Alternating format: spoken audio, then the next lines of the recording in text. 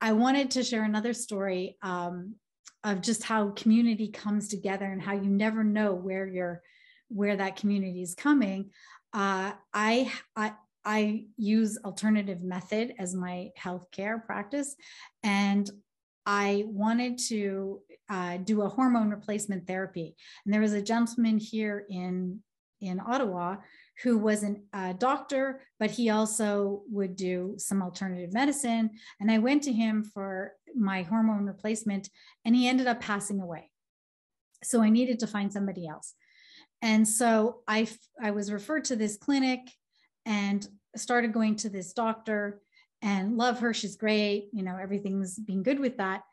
And I had an appointment coming up with her. And so I never usually read her marketing messages. But because I had an appointment that day and I saw a message come in from the clinic, I thought, oh, I should open that. Well, I opened it up, and it was about this woman who was going to be speaking. And that woman is Lisa. And so I was like, wow, what a small community we live in. You know, I didn't know. So of course I called Lisa right away and said, hey, I see you're speaking at Somerset Clinic. And apparently the doctor that I go to, Lisa and her had been really good friends for many, many years. In fact, Lisa was there to support her when she gave birth to her 2 children.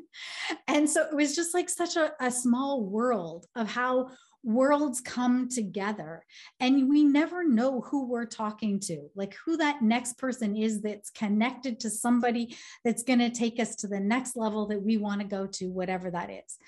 And this lady, so we were having this chat last week after I told you that I saw that she was going to be doing a talk at my health care clinic. And Lisa and I were just sharing, you know, how I met her, which was, I'm going to say, Lisa, it's got to be 5 years ago, 6 years ago, maybe, at the event that we used to do in Ottawa called High Impact Speaking. And I always used to look out on usually I was emceeing it, and I would see this beautiful sea of faces. And Lisa always radiated to me. She has this smile that can light up a room. And I always wanted to get to know her more, and we'd have chats here and there. And I knew that she did some teaching and consulting, and she always seemed to be very, very busy, which I'm sure she was. And it wasn't until last year in October that Lisa decided to get really committed and join our program for the year. And I was just saying to Lisa how it's been an absolute honor and privilege for me to get to meet her, know her, learn more about her, and be able to have some impact in her life over this past year. And so I'm really, really grateful for you, Lisa. And I'm really excited that you're going to share with our community what it is that you do and, you know, just how you do it. So without further ado, I always get confused if I should pronounce your last name Weiss or Weiss, but I think it's Weiss. Yes? No, Weiss. Oh my goodness. What's up with that extra E in there? Okay, so Lisa Weiss, let's welcome everybody to our community and to hear what she has to say to us that I know is of great value. Welcome, Lisa. Hi, everyone. I am so thrilled to be here today. And with the amount of time that I have, and because I believe in having experiential conversations with audiences, we're going to do the deep dive, and we're going to dive right in. Today, I'm going to talk to you about, or engage you in a conversation around words, the vibrations that words hold in your body, in how we think, in how we engage, in the choices that we're making for ourselves. And I often find, like, you know, it's been many years, I won't tell you how many, that I've been working with individuals one-to-one and in organizations. And what I found was there always seemed to be a disconnect from what was going on, the conversation going on inside of us and the conversations going on outside of us. And so through working with Jayne and Steve, I was able to develop what I consider a really powerful model and process that I use with my clients to help them to understand and begin to notice how the words that you're saying every day actually impact the way you think emotionally, spiritually, and the choices that you're making based on the responses that are happening in your body. Right. And so it's about creating an alignment with what's going on inside of you. So today I'm going to walk you through the 4 states that create the underlying beliefs, values, and attitudes that shape the words and phrases that we use every day in helping us make different choices. And then I'm actually going to walk you through the process. So it's going to be interactive and experiential, because I believe that in order for things to stick, we actually need to have the experience. And so today I'm going to invite you, I'm going to be asking you questions, and I'm going to be inviting you to do things, and you always have a choice, right? Nothing is a command performance. Your answers can be yes, no, and I don't know. And I don't know is a valid response. So as we dive right in, and okay, I wanted to set my timer so that I don't go over. Here we go.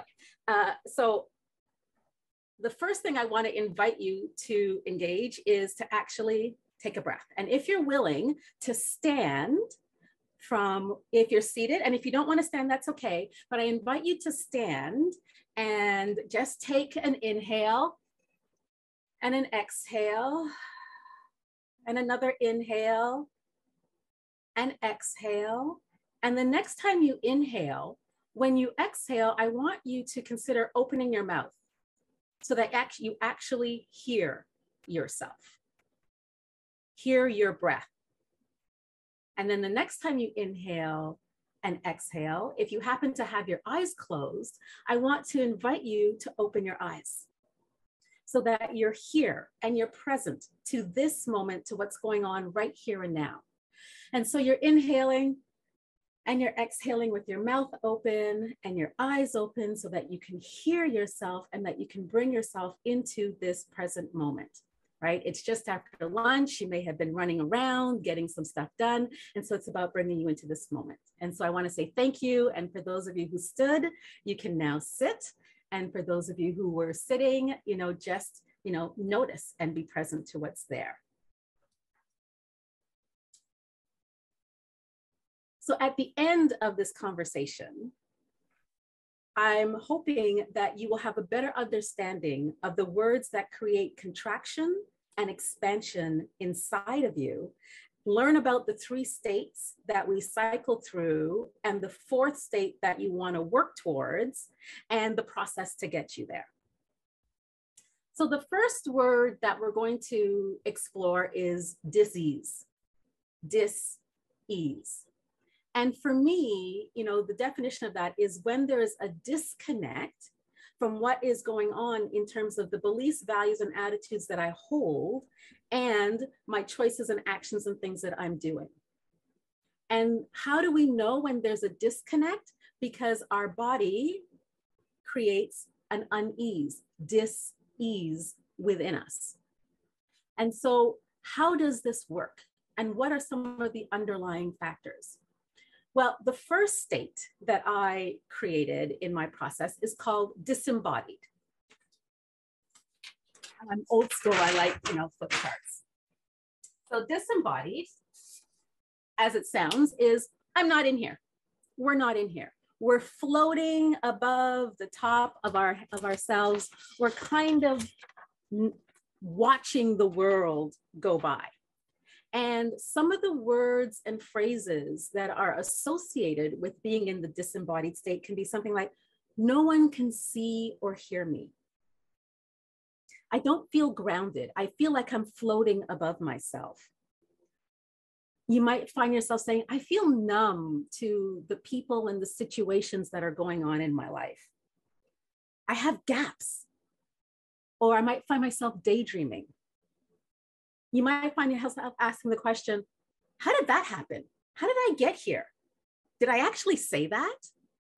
Right? And these are all the kinds of words and phrases that we associate with being disembodied. The second state is what I call cerebral. And like it says, cerebral, we're in our heads, right? And It's a conversation that is going on 24/7, 365 days a year. I have lived personally in this state for many, many, many years. And I often say, if people knew what was going on in my mind when I was younger, they would have locked me up, because this thing did not stop. And some of the words and phrases that we find ourselves saying in this state include, what's the best and or worst case scenario? It sounded better in my head, right? What we tend to do in this state is we actually carry on conversations, complete conversations with the people that we plan on having a conversation with. I did this a lot with my ex-husband. I would have the complete conversation in my head, and that would make me more upset because I would anticipate how he would answer. So then when we actually had the conversation, and when I heard it, I was even more mad. And he'd look at me and I'd say, you said, and he's like, I didn't say that, but I had the conversation in my head. And so I was convinced he had said that. Does that resonate with anybody? Anybody, kind of do that? I see some heads nodding. The more content and information that you have when you're in the cerebral state, the better, because the cerebral state is ruled by our intellects. And there's nothing wrong with our intellects. It's just, we need to shift it to work differently for us. And you might hear people saying things like, I don't understand. I don't understand what you're saying. And so you find yourself reframing and explaining differently over and over the things that you want people to understand. The third state is what I call aware. And in this state, you're aware of the things that are going on in your world. And some of the phrases and words that you might use in this state are, I'm here and I want to be over there, right? Perhaps the grass looks greener on the other side. Should I do XXX? Or perhaps I will do XXX. What if I, right? In the space of inquiry.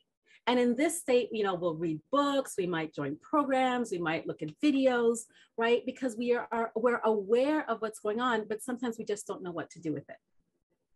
So based on the three states that I've outlined so far, do any of those resonate with any of you? And you can just do a quick, wave, hands up, nod your heads. Yeah. Right? And these states are what we cycle through. They're not something that we move through. We cycle through these states all the time. And you can occupy more than one state at any point in time, depending on the situation and the people that you're engaging with. So we have disembodied, we have cerebral, we have aware. And the state that I work with my clients to get them into is the state of aligned, what I call aligned. And when you're in this state, it's about knowing that you're aligned with what is moving inside of you, that the thoughts and the words that you're saying inside of you have much greater ease in coming outside of you, that you're making choices based on an internally referenced space, which is coming from your body. And that means that you are honoring yourself and ultimately you are honoring another. It doesn't always mean that you're making choices that everyone is going to like, but at an energetic level, when we choose from this space, people know that ultimately you are honoring them. And that's what I do. I help people to get to this aligned state. I also want to add the caveat of being in this aligned state is not a perpetual thing. These states we cycle through. And when you find yourself in the disembodied state and the cerebral state and the aware state, it's a much faster journey to get back to that aligned state, because it's not just about being in your head, it's about noticing what's moving in your body. So now we're going to actually dive right into it in the experiential part. And so what I'd like for you to do is, if you have a piece of paper or you've got a notepad up on your computer screen or whatnot, I want you to think about a situation or experience that we'll call negative, that you might be experiencing now or that you've experienced in the last little while. And so I'm going to give you 10 20 seconds to think of an experience that an unpleasant experience, something that you wanted to avoid or that you're having a difficult time with. And as you begin to consider that experience, I want you to write down the words that you would use to describe the experience. And so I'm going to give you about 10, say 20, 30 seconds to write down the words that you would use to describe that scenario. Okay, so do we have some words that you would use to describe the scenario? And at this point, I'd like to invite you to unmute yourself and just throw the words out at me, and or put them in the chat, because I could also check the chat to see if they're there. So I see Dr. Yasmilbi has contracted and apprehensive.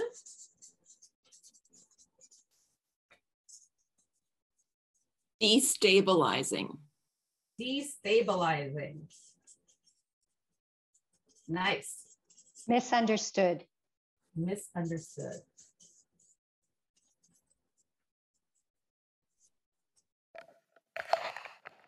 Disconnected. Disconnected.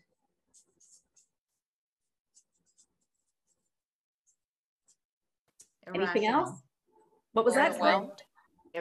Irrational. Irrational.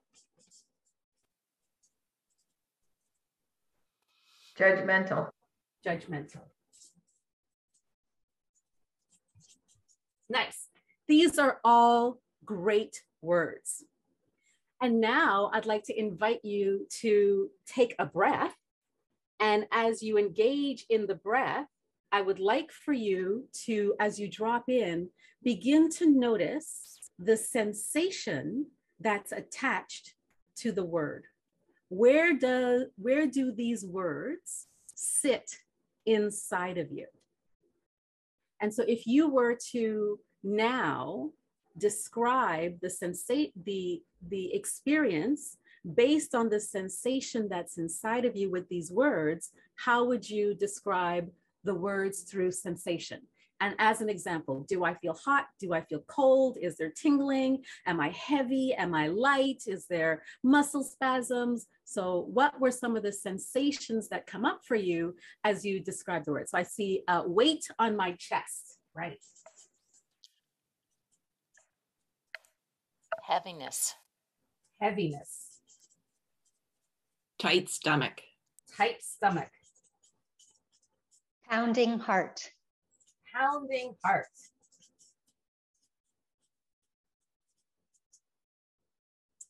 Anything else? Again, great words. The thing about words is they create the structure of our reality in that moment. And the structure of our reality can be tied to our states. When I'm saying these words, am I actually in my body? Am I in my head where I'm making up all kinds of stories around the things that are related to these words? Am I aware of the word and perhaps a sensation or a feeling that I have inside of me? Now, a weight on my chest, and depending on the word, and when we communicate with others, often we feel that when we're communicating that others are actually hearing what we're saying because they're understanding the words that we're saying in the same form as how we are understanding the words. One of my favorite words around this is anxiety, right? This word we all use. I'm feeling anxious about things, or I have anxiety about this. And I teach a public speaking course. And of course, nobody ever wants to take the course because everybody hates public speaking. And so I have to shift their mindset around what that is. And so I get them to do exactly what I just asked you to do. Think of a negative, why public speaking makes them, what it brings up for them. And I get all kinds of word sensations. I get tightness in my belly, I'm sweaty, all of these things happening. Now, what I'd like for you to do is take a breath, inhale, exhale, so that you can hear yourself. Relax your shoulders, soften your belly. Inhale again, exhale so you can hear yourself. And now I want you to think of an experience, a situation that you were super excited about. Anytime from when you were a child to when you are now. And so I want you to take like 20 seconds and think of a time when you were super excited. Got it? Now, what are some of the words that you would have used to describe, or that you use to describe that super excited state? Exhilarated. Exhilarated. Uplifted. Uplifted. Anticipation. Anticipation. Expanded. Expanded. Joyful. Joyful. Okay. And I want you to do the same thing that we just did with the, what we'll call negative words. I want you to consider the sensation that are attached to the words that you would use to describe that experience. And begin to notice, what does that feel like inside of you? A lot of times with the words that we use, it's context based. And you know, when you look at exhilarated, uplifted, anticipated, expanded, and joyful, the word that pops out for me is anticipation. Because anticipation for me is like anxiety, right? It's this word that, depending on the context, in one context, I might look at the word anticipated and think anxious. And I'm thinking about it in a negative way, right? It's a contractive word. In another situation, I'm looking at it in what we call a positive way, and I feel expanded in that experience. What if we were to invite ourselves to move beyond the words and pay attention to the sensations that are in our body? Because what we tend to do is we judge our words.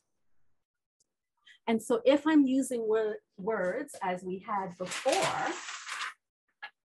apprehensive, destabilizing, irrational, disconnected, we have judgments about those words. We have less judgments about the words that we just spoke to on feeling in that positive experience. Why is that? Why do we tend to focus on those negative words? What if we were to start paying attention to what was going on in our bodies? Words are matter in the realm of sound. And so now I'm going to invite you to consider some words that we use every day that we don't even realize are having impact on ourselves, on our mental health, and in our body. The word try. How many of you use the word try? Hands up. Right. Or, but, can, and can't. These are everyday words that we use. And when we use the word like try sets up a warrior position inside of ourselves, right? And it's intelligent. Using all of these words is absolutely intelligent because it creates space for us. Maybe we use the word try because we don't want to hurt someone's feelings. Yes, I'll try to make it. I'm going to try this new thing, right? Because we don't want to set up, be in a disagreement. When we use the words but and or, we are actually setting up a binary state in one thing or another. And so for me, it's about reframing the words so that they carry a different vibration inside of us.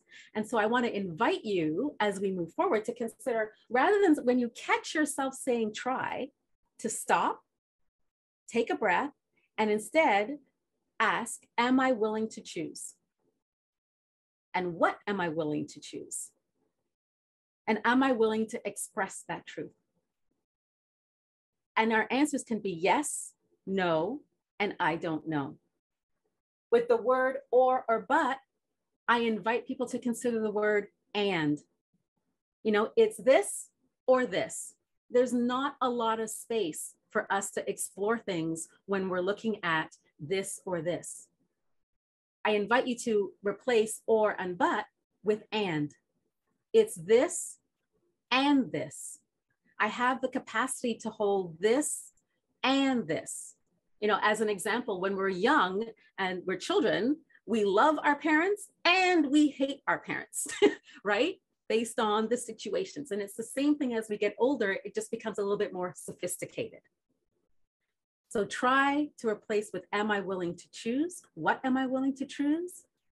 but, and or, to consider and. And notice when you shift the words, what happens inside of you, right? And so in terms of the process that I've just walked you through, the first part was the sensory identification, to identify what's going on inside of your body. The second was how to engage it. And it's about taking a breath. Am I willing to take a breath and to feel what's there?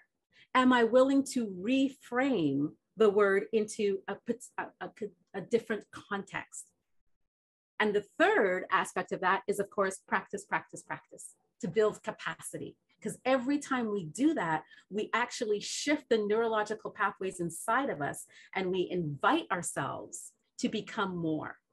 When we choose to take the breath and we drop in, using breath as opposed to being a strategy, but to be where we are in the moment, it creates the space for us to find ourselves somewhere else. You know, so this has been really the little appetizer, right, for you to test out the vibrations of the words that you use every day and the impact that they have inside of you. I have a group, I've created a few videos for you. And so I'll put the link in the chat afterwards. That's on my YouTube channel that you have access to, that you could take a look at to help sort of solidify some of the things that I've spoken to you about today. And of course, I'm always happy to engage in the conversation to have you find out more. Okay, I'm unmuted now. So what I was saying is I don't have Steve here to tell me, Jayne, unmute. I was just saying, Lisa, that's beautiful. Just a beautiful job. You're very articulate. I love the way you speak. You've certainly learned a lot of the presentation, you know, the expert insights in the past year. It's just, I think everyone here would agree that it's so clear in understanding what it is that you do. So I want to open it up. We have a few minutes. Let's open it up to some questions from the audience that you might have for Lisa around anything. It could, you know, anything that Lisa does or the process that she did creating this. Let's ask her some questions. Sonia. I love what you did, Lisa. Thank you. I'm still a little fuzzy about what you do. So I work with individuals who are highly stressed and feeling a lot of pressure. And what I do is I help them to identify the underlying belief structures and states that they're operating from so that they can create more meaningful relationships with themselves and the people in their lives, whether that be in their personal and or workspace. Beauty. Thank you. Nice. Ruth? Just a question about, it was really interesting how you took the experience of negative and where you felt it and the positive one. And do you use that then to help people create new ones by that association? Because what I felt, it was interesting because when I went into the positive one, it felt like there was something around me, not in me. So I thought, well, that's interesting. I got to ask her that. Absolutely. Absolutely. You know, it is about beginning to notice these things, right? They happen to us all the time. But we've been taught to focus on one thing. And nobody teaches us that in just a simple reframe, we can actually shift where we are in the moment to a different state without looking to shift the state. And all it requires is perhaps reframing the words that we're using. Nice. Elizabeth, I think you had a question. Yes, thank you. That was fantastic, Lisa. Thank you for sharing all of this with us. My question is, when you first started talking, you started talking about disease, and I didn't quite write everything you said down, but it was a belief and values we hold compared to something about disease. Can you say that again? Right. So for me, dis-ease is a disconnect between the belief, values, and attitudes that we hold and or the beliefs, values, and attitudes that we have yet to discover, right? So there's a disconnect between there. And so that causes ease within us. Excellent. Thank you. You're welcome. Anyone else have a question for Lisa? Pat. Hi, I'm curious, how bad of an impact is self-deprecating humor, which I tend to use? Right. So again, I would invite you when you when you're expressing this self-deprecating humor to take a breath and notice what's going on inside of you. Right? Are you feeling contracted when you say it? And if you're feeling contracted, there's an internal conversation that's happening that often is about worth for us in that. And so it's about, beginning to explore that a little bit more. And it's an intelligent response, because as children, we learn that it's easier for me to say something bad about myself because I can deal with that, as opposed to having somebody else say it to us. Thank you. Nice. Corey. So Lisa, really good work. It's a topic that I hold near and dear myself. So big fan of words. And I'm curious, you'd mentioned that you provide programs or one-to-one with individuals for their personal side, but I think I heard you also say you support people in their workplace. Yes. So with language being such a part of what is our workplace culture, like I just worked with some mission and vision statement clients myself. Are you finding that you're helping shift some of the organization or workplace communication strategies because of this model that you're working in? Absolutely. Absolutely. What's that been like? Absolutely. My background is in communications. My whole career has been about words. Words are my superpower, right? And so in working in organizations, it's more than just putting the words out there. The vision and mission statements, all that, it's great. You spend all day working on it, but nobody actually talks about how it feels inside of you. And when we begin to notice what resonates inside of it, that's what gets emanated out when we send the message out. Yeah. Yeah. Mm-hmm. And what a shift that must bring for your corporate clients. Absolutely. Yes. The program is called Leader Self-Empowerment, and it's about empowering the leader that lives within, so that then you become the invitation for others to discover the leader that lives within themselves. And where can I look at those details? On your website? On my website, and I'll post that in the chat. Once we're done, I'll post all those links in the chat. Thank you. Thanks so much. That such great, valuable. Angelica.